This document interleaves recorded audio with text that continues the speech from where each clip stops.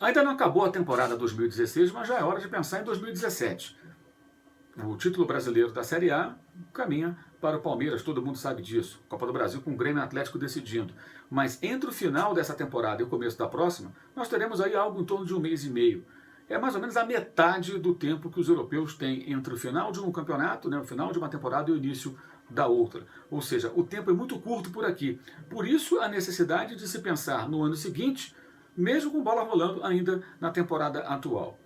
Vamos falar um pouquinho sobre os 4 times que estão mais bem colocados no Campeonato Brasileiro, né? O virtual campeão Palmeiras vai começar agora a conversar com seu técnico Cuca e com o diretor de futebol Alexandre Matos sobre a renovação de seus contratos.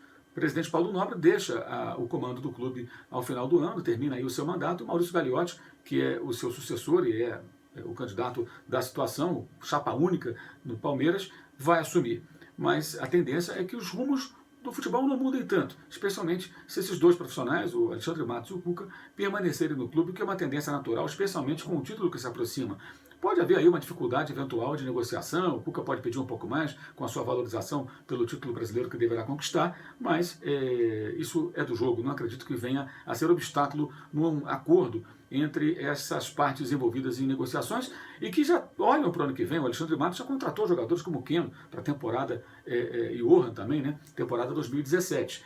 O fato é que o Palmeiras vai precisar buscar jogadores para preencher, especialmente o comando do ataque, onde Gabriel Jesus vai para o Manchester City. É impossível encontrar alguém que substitua no mesmo nível esse jogador de seleção brasileira, mas um bom nome para a posição certamente o Palmeiras terá que encontrar, talvez 2, já que tem em Lucas Barrios um dos nomes mais caros do elenco, se não for o mais caro, e o argentino naturalizado paraguaio teve uma temporada muito fraca em 2016, pouco aproveitado, se machucando demais, inclusive, ao contrário do ano passado, quando ainda teve gols importantes na campanha da conquista da Copa do Brasil. Então o Palmeiras, com poucos ajustes necessários para pensar no ano que vem, quando estará de novo disputando a Copa Libertadores, ao que tudo indica, com um time muito mais bem preparado do que aquele que foi muito mal sob o comando do Marcelo Oliveira em 2016, no torneio sul-americano.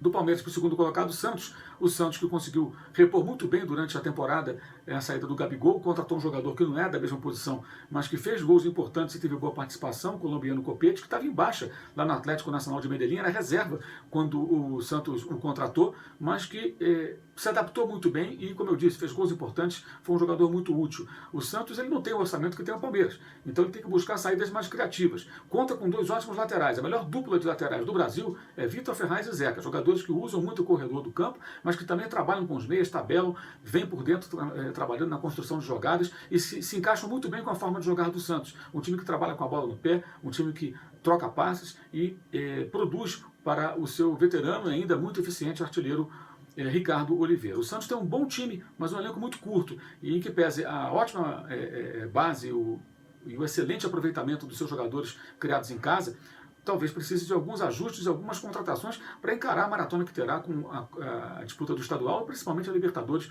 no começo do ano que vem. Então é um Santos que tem no Dorival Júnior um técnico que conseguiu se reinventar, que conseguiu e mostrou isso mais uma vez nessa temporada, né? Conseguiu sair daquela situação em que assumia times desesperados na luta contra o rebaixamento para fazer um trabalho mais duradouro, mais longo, à frente de um Santos que consegue ser competitivo, apesar dos seus problemas econômicos, né? Que não são pequenos, já há alguns anos, já no final da gestão anterior e que a atual administração vem tentando contornar.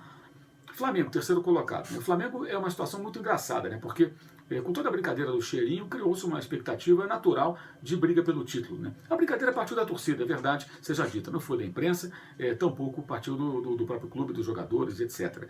O torcedor, de forma irreverente, criou essa brincadeira, isso ganhou muito corpo e, é claro, agora convive aí com as gozações dos rivais. Mas o fato é que foi um campeonato em que o Flamengo foi além do que se esperava.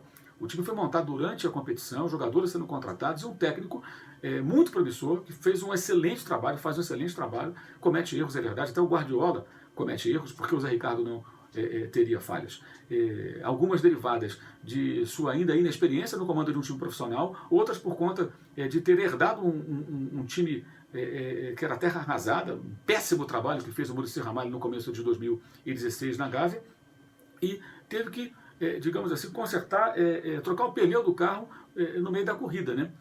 Sem pit stop, negócio complicado. E ele conseguiu. O Flamengo fez uma campanha muito boa, o Flamengo brigou pelo título, o Flamengo está voltando à Copa Libertadores com aí a maior pontuação que já alcançou em pontos corridos, melhor até do que a de 2009, quando foi campeão. Ou seja, é um trabalho muito bom do Zé Ricardo. O problema maior é que o técnico precisa de mais respaldo dos seus dirigentes e precisa encontrar outras formas de jogar. O Flamengo tem uma forma, uma espécie de uma forma, e os jogadores têm que se encaixar nessa forma como se fossem peças. O Zé Ricardo precisa de outras formas, né, que permitam também que os jogadores atuem dentro das suas características. Esse sistema muito amarrado, muito engessado, impediu o melhor aproveitamento do Coelá, também do Mancoelho, e com isso os jogadores não renderam o esperado, que foram investimentos importantes para o clube para esse ano. O Donati também não jogou ainda, é um jogador que pode ser muito útil em 2017 na Libertadores, pela sua liderança, experiência, inclusive na competição, né, jogou a Libertadores na boa campanha do Rosário Central em 2016. Então o Flamengo tem mais o que espremer desse elenco para tirar um caldo, né? Diego ainda pode render mais, o Guerreiro teve um bom final de campeonato, inclusive no jogo mesmo agora, contra o Coritiba, empate em 2-2, colocou na cara do gol o Arão e o Fernandinho, os dois perderam gols frente a frente com o goleiro. Ou seja, o peruano ainda não atingiu aquilo que dele se espera pelo investimento feito, mas foi bem nessa reta final de ano. E o time se ajustando, é natural que ele possa render ainda mais. Então o Flamengo tem que ter muita calma, muito critério na sua avaliação de elenco, para negociar certo, trazer os jogadores de que precisa e buscar mais gente que tenha poder de decisão, né? Mais jogadores que transformem situações de gol em gol, né? Esse foi o grande problema do Flamengo, a gente vem falando isso há muito tempo, né? Além da questão do Maracanã, que muita gente se iludiu achando que o Maracanã seria a solução, que o Maracanã traria para o clube um mando de campo mais poderoso, e o Flamengo saiu de uma sequência de 7 vitórias consecutivas como mandante, atuando em Brasília, em Cariacica e no Pacaembu, né, para 3 jogos no Maracanã e só 3 pontos ganhos. Tivesse os 100% de aproveitamento no Rio de Janeiro, nesses 3 jogos que os dirigentes esperavam, o Flamengo estaria a 1 ponto do Palmeiras, ainda brigando pelo título brasileiro. Ou seja, o Maracanã não é mais a casa do Flamengo.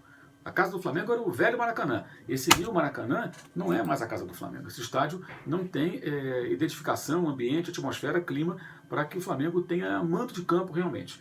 Ou o Flamengo consegue criar essa atmosfera, né, trabalhando junto com sua torcida, conseguindo algumas ações, o estádio é muito grande também, tem esse outro detalhe, ou vai continuar sendo um estádio quase que neutro, né, onde os adversários se sentem muito bem. Do ponto de vista de títulos, né, um fracasso o ano. Montagem de equipe, ok, o brasileiro foi muito bom para o Flamengo, mas na disputa de títulos que estariam em tese ao alcance do clube, um fracasso. Eliminações vergonhosas para o Palestino na Sul-Americana, para o Fortaleza na Copa do Brasil, quando perdeu também para o Confiança, 2 times que são da 3ª divisão, né? No Carioca, sendo mais uma vez eliminado pelo Vasco, em que pese todos os problemas que enfrenta o Vasco da Gama nesses tempos aí de 2ª divisão e tudo mais, mas o Vasco eliminou de novo o Flamengo, como tinha feito no ano passado na Copa do Brasil e também no estadual, né? E na Primeira Liga o Flamengo fracassou retumbantemente, caindo na semifinal para o Atlético Paranaense, que estava ali no começo do trabalho do Alto Hora, jogando em Juiz de Fora, jogando em casa com a torcida a favor, e foi eliminado daquela competição. Então o ano para o Flamengo foi um fracasso do ponto de vista de títulos, que poderia conquistar, que teria condições, mas foi muito bom com relação à montagem de elenco. Achou um bom treinador, que merece a oportunidade de começar uma temporada e que vale a pena investir para que ele possa amadurecer, né?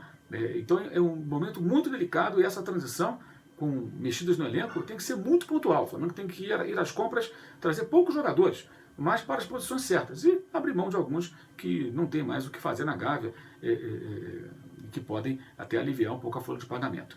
Já o Atlético, que pode até ganhar a Copa do Brasil, está na final contra o Grêmio, começa a decidir nessa quarta-feira, numa situação que é muito parecida com a do Palmeiras no ano passado.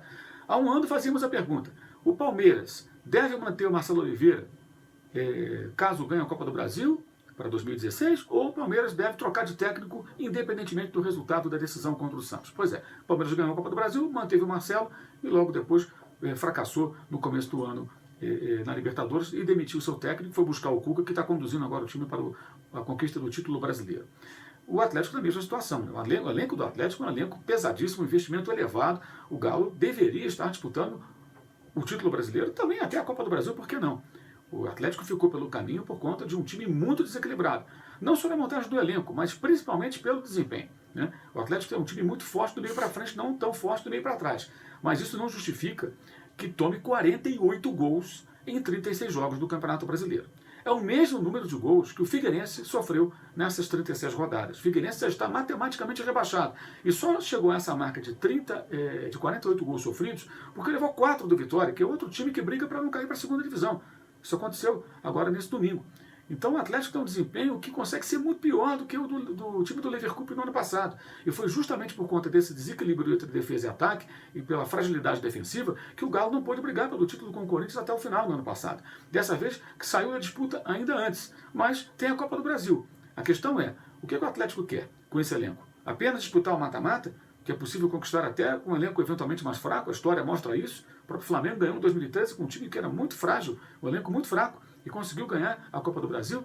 Será que o Atlético quer apenas isso ou o Galo sonha em ser protagonista também na Série A? O elenco que foi montado, evidentemente, foi para brigar pelo título brasileiro. O trabalho do Marcelo deixa muito a desejar mais uma vez. E aí é questão de fazer uma análise. Você acha que no ano que vem o Marcelo vai conseguir fazer essa equipe uma equipe mais consistente, com um elenco tão pesado, ou o problema se repetirá? E aí a decisão, pensando no ano que vem, fica com o mesmo técnico ou busca um outro treinador?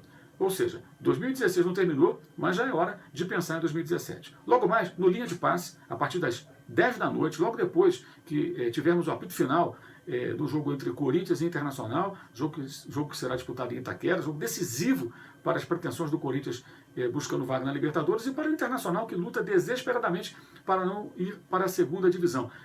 10 da noite, terminou o jogo em Itaquera, começa o Linha de Passe na ESPN Brasil e estaremos falando sobre vários assuntos, entre eles esses aqui que abordamos preliminarmente para você que nos acompanha aqui no canal. É isso aí, saudações!